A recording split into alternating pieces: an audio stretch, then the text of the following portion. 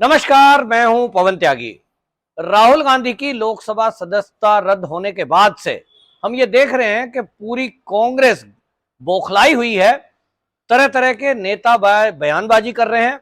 वहीं कुछ ऐसे चाटुकार हैं जो इस तरह की बयानबाजी कर रहे हैं जिसको सुनकर के अब ये लगने लगा है कि ये कांग्रेसियों की मानसिकता किस प्रकार की है। यहां तक कि पत्रकारों का अपमान करना और पत्रकारों को डराने धमकाने का काम हो रहा है। आज तक चैनल पर सुधीर चौधरी, जो कि ब्लैक एंड व्हाइट प्रोग्राम प्रस्तुत करते हैं, देश के जाने माने पत्रकार हैं, उनको श्रीनिवासन बीवी ने, जो कांग्रेस के लीडर हैं, पहले धमकी दी और उन्हें कहा कि हम तुमको कोर्ट में देख लेंगे। अब लीगल नोटिस तक भेज दिया और यह कहा गया कि आपने राहुल गांधी के बारे में जो अपने प्रोग्राम में प्रस्तुति की, उसने सारी मर्यादाओं को पत्रकारिता के लांघ लिया है। और उन्होंने कहा लीगल नोटिस देने के बाद कि या तो आप जो है राहुल गांधी के इस प्रस्तुति पर क्षमा मांगे और वो जो वीडियोस हैं प्लेटफॉर्म पर पड़ी हुई जहां भी, उसको डिलीट करें। इस धमकी के बाद सुधीर चौधरी का बयान आया और उन्होंने कहा कि मैं इस तरह की धमकियों से डरने वाला नहीं हूं और मैं पत्रकारिता का अपना धर्म निभाना जानता हूं और मैं इस तरह की चीजों को जारी रखूंगा। यानी सीधी सीधी बात हो गई है कि अब आज तक चैनल और चैनलों का तो हमने रुख देखा भी है, लेकिन सुधीर चौधरी से सीधी टक्कर है। सवाल यह है कि आखिरकार सुधीर चौधरी ने ऐसा क्या कह दिया कि पूरी कांग्रेस उसको जेल भेजने पर आमादा हो गई। आपको बताते हैं, सुधीर चौधरी ने राहुल गांधी की जो लोकसभा है वो सदस्यता रद्द हुई और उसका कारण यह था कि ओबीसी कम्युनिटी मोदी टाइटल वाली जो है उसको लेकर के राहुल गांधी का एक सभा में यह कहना कि देश के सभी मोदी चोर हैं।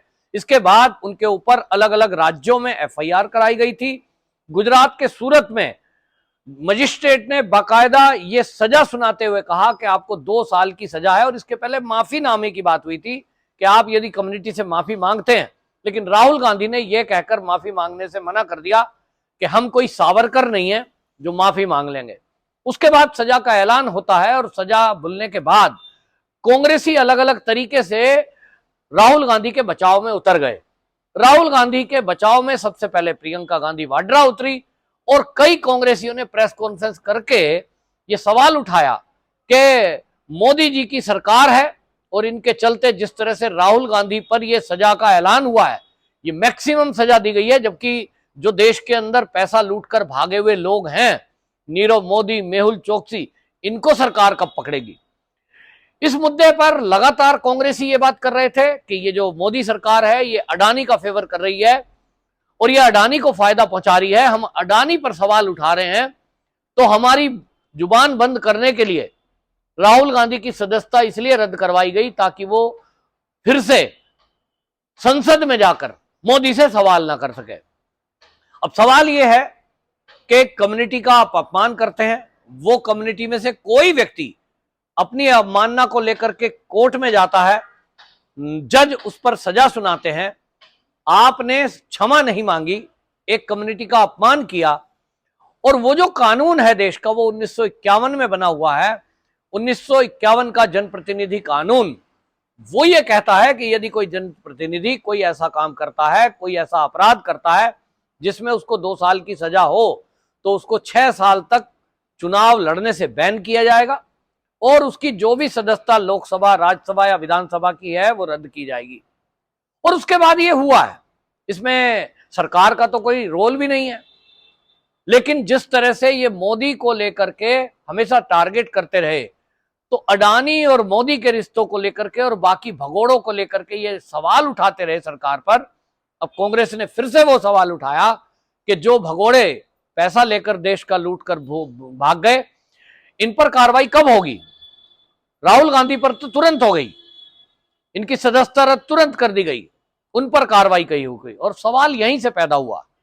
तो सुधीर चौधरी ने अपने प्रोग्राम में एक कहानी सुनाई और उस कहानी में कहा था कि भाई पुलिस ने एक लुटेरे को सड़क पर पकड़ा जो कि लूट करता था, और जब उसको गिरफ्तार किया तो लुटेरे ने कहा, साहब नीरव मोदी, मेहुल चोकसी तो बड़े बड़े लुटेरे हैं, वो देश का पैसा लूट कर भाग गए, पहले आप उन्हें पकड़ो, बाद में मुझे पकड़ना, मैं तो छोटा सा लुटेरा हूं। सुधीर चौधरी ने कहा कि क्या उस लुटेरे के इस दलील से उसका अपराध कम हो जाता है? निश्चित रूप से वो राहुल गांधी के ही रेफरेंस में बात कर रहे थे कि भाई राहुल गांधी अगर ये कह रहे हैं कि मेरा अपराध तो छोटा है, पहले मेहुल चोकसी को पकड़ो, तो इस तरह तो भारत में प्रतिदिन बहुत सारे चोर, उचक्के, अपराधी, अपमान करने वाले, रेप करने वाले लोग देश में पकड़े जाते हैं। और वो यदि सभी के सभी राहुल गांधी की तरह ये दलील देंगे, पुलिस को ये कहेंगे, जज को ये कहेंगे कि साहब पहले उन्हें सजा दो जिन्होंने बड़े अपराध करे, जिन्होंने किसी को सर में डंडा मारा है, जिन्होंने किसी का मर्डर किया है, पहले उन्हें पकड़ो, सारे मर्डर करने वाले तो बाहर घूम रहे हैं, तो भाई मुझे क्यों पकड़ रहे हो? क्या कोर्ट में यह दलील किसी अपराधी की चलनी चाहिए? क्या पुलिस इसी तरह अपराधियों को पकड़ना छोड़ दे कि लोग ये कहें कि जी पहले वो अपराधी पकड़ो जो मर्डर करके गया हुआ है, उसके बाद मुझे पकड़ना क्योंकि मैंने तो सर में डंडा ही मारा है? ये दलील चलती है क्या? तो राहुल गांधी जी या कांग्रेसी यदि ये दलील प्रस्तुत कर रहे हैं कि ये जो मोदी सरकार है इसमें मेहुल चोकसी, नीरव मोदी, विजय माल्या भाग गए और उनके करोड़ों अरबों रुपए वो डकार गए बैंक के, पहले ये पुलिस उनको कब पकड़ेगी, उसके बाद हमें पकड़ने के लिए आती, तो पकड़ने का सवाल नहीं है भाई। आपके ऊपर ये अपराध सिद्ध हुआ है, किसी ने ये तो नहीं कहा कि राहुल गांधी ने चोरी की है।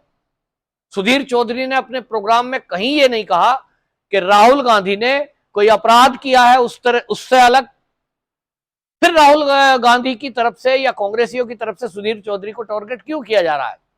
असली बात यह है कि देश के अंदर जो भी मीडिया जगत है, इसमें ये कांग्रेसी इंदिरा गांधी के समय से यही सोचते आए हैं कि हम जो कहेंगे बस वो बताया जाएगा, हमसे कोई सवाल नहीं करेगा क्योंकि हम कांग्रेस हैं। जो हमसे सवाल करेगा हम उसको उठा के जेल में डाल देंगे। जहां हमारी राज्यों में सरकार है वहां 1000 FIR करा देंगे, लेकिन बोलने नहीं देंगे।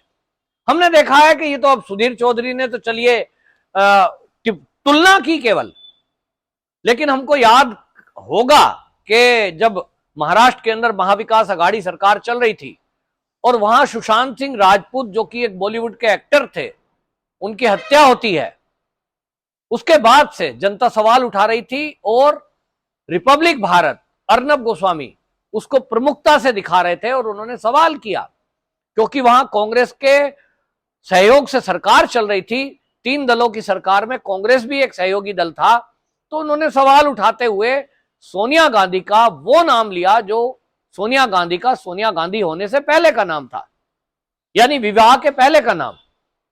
उसको लेकर के 200 FIR अर्नब गोस्वामी पर जगह जगह करा दी गई। वो तो सुप्रीम कोर्ट, न्यायपालिका ने उनको राहत दी, वरना तो इनका इरादा था कि वो चैनल ही बंद करा दिया जाए और अर्नब गोस्वामी को हमेशा के लिए जेल में डाल दिया जाए। ये पहली बार नहीं है, ऐसे कई पत्रकारों के ऊपर महाराष्ट्र में FIR की गई और उनको जेल में डाला गया। अभी हाल फिलहाल में देखिए कि राहुल गांधी ने प्रेस कॉन्फ्रेंस जो की दिल्ली में, पत्रकार वार्ता बुलाई और लोगों को उम्मीद थी, पत्रकारों को, कि राहुल गांधी ओबीसी कम्युनिटी के अपमान पर जो उनको सजा हुई है उस पर कोई विषय रखेंगे। विषय नहीं रख रहे थे। वहीं मोदी और अडानी वही पुराना राग। तो एक पत्रकार जो कि कांग्रेस को ही कवर करता है, उसने सवाल उठाया कि भाई ओबीसी कम्युनिटी को लेकर के भारतीय जनता पार्टी आप पे आरोप लगा रही है, आपका उस ओबीसी कम्युनिटी के अपमान पर क्या कहना है? लेकिन हमने देखा कि राहुल गांधी ने उस पत्रकार का अपमान किया जो कांग्रेस को ही कवर करता है, कांग्रेसियों की ही दिन रात गुणगान करता था। उस जी न्यूज के पत्रकार को यह कह दिया, आप तो भाजपा के कहने से ये सब कर रहे हो और भाजपा का ही झंडा आप अपने ऊपर लगा लो कि मैं भाजपा का पत्रकार हूं। मैंने जवाब तो दिया नहीं और उस पत्रकार का अपमान कर दिया। यह एक मैसेज देने की कोशिश कांग्रेस की तरफ से है कि जो राहुल गांधी जी हैं, जो इन राहुल गांधी की जो दादी जी थी, उन्होंने जो इमरजेंसी के टाइम में किया और उसके बाद जो पत्रकारों में दहशत फैली,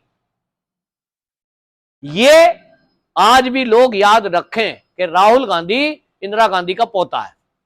ये भी उसी के नक्शे कदम पर चल सकता है। कांग्रेस के पास बहुत बड़े बड़े वकील हैं, सुप्रीम कोर्ट तक में वो प्रतिदिन वहां प्रैक्टिस करते हैं तो ये कांग्रेस बताना चाहती है देश के पत्रकारों को कि हमसे डरो और हमसे सवाल मत करो। हम अगर पत्रकार वार्ता बुलाते हैं तो आप आइए, हमारी बात सुनिए, उसे प्रसारित करिए। सवाल दिखाओगे तो जेल में डाल दिया जाएगा, सवाल पूछोगे तो भाजपा का बता दिया जाएगा, सवाल पूछोगे तो आपको यह कह दिया जाएगा कि आप किसी के एजेंट हो, सवाल पूछोगे तो आपको कहा जाएगा गोदी मीडिया। लेकिन अगर आप सवाल नहीं पूछोगे, राहुल गांधी जी गलत कहें सही कहें उसको प्रसारित करोगे, राहुल गांधी का महिमा मंडन करोगे, राहुल गांधी जब भारत जोड़ो यात्रा निकालें उस समय आप उनको कहोगे ये महामानव है साहब, ऐसा तो कोई नेता ही आज तक नहीं हुआ इतना बड़ा तपस्वी जो कि 15 डिग्री 16 डिग्री टेम्परेचर में टी शर्ट पहन सकता है।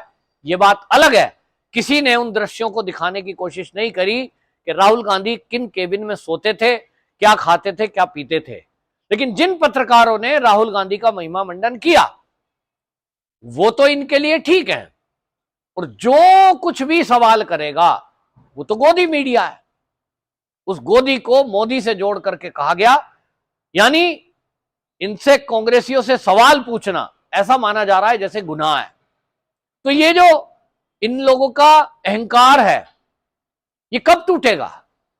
कांग्रेस खत्म होने के कगार पर है। आप देश के प्रधानमंत्री मोदी का अपमान कर देते हैं, देश की जनता का अपमान करते हैं, जहां जो मुंह में आया है बोलते हैं, लेकिन आप चाहते हैं कि पत्रकार सवाल ना करे। तो ये पत्रकार का धर्म है कि वो लोगों तक सच्चाई पहुंचाए और सवाल करे, चाहे देश का प्रधानमंत्री हो चाहे कोई कितनी भी बड़ी पोस्ट का व्यक्ति हो। ये पत्रकार का धर्म है। अगर इस धर्म को निभाने के लिए कांग्रेस डराने का काम कर रही है पत्रकारों को, तो पत्रकार संगठन और पत्रकार चैनल जितने भी हैं ये फिर क्या कर रहे हैं मुझे ये देखना है। फिलहाल देखते हैं सुधीर चौधरी को जो लीगल नोटिस मिला है इसमें आगे क्या कार्रवाई होती है। लेकिन आपकी क्या राय है कमेंट बॉक्स में जरूर बताएं। वंदे मातरम।